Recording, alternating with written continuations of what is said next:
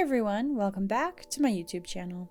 If you are new here, my name is Anna. I am a portrait photographer in the Denver, Colorado area, and today we are working with Aleena in Colorado Springs to do this summer fruity photo shoot.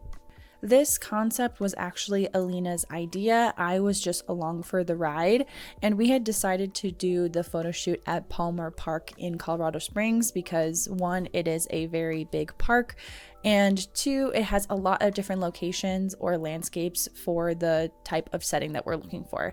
So we really wanted to have this summer goddess fruit type of situation, and we found this little trail that leads you to the top of the hills so that way you can overlook the town.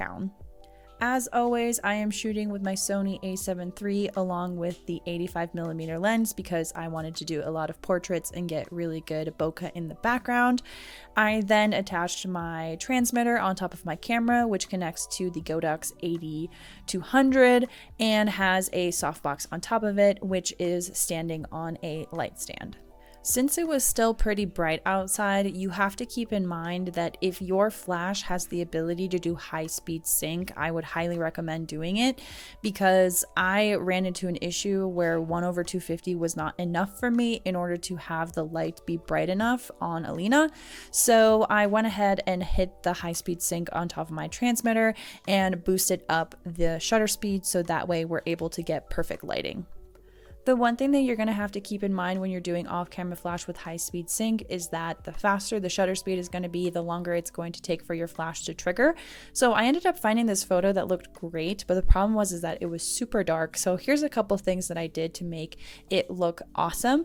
Is the issue that I was running into is because the flash did not fire, this caused the photo to look really dark, and that's only because I was setting the exposure for the background because I knew that the flash was going to fill.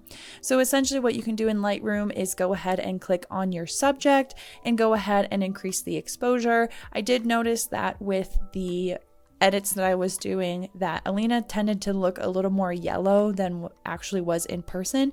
So you can always adjust that temperature as well once you go ahead and edit those photos in Lightroom. So the reason why Aleena kept coming out a little bit yellowish in the photos is because as the sun was setting, it was creating a nice warm tungsten Kelvin color, and flashes typically are under a blue incandescent Kelvin color. So they're going to try to combat each other, and sometimes it doesn't work depending on the location or the type of skin type that you're working with.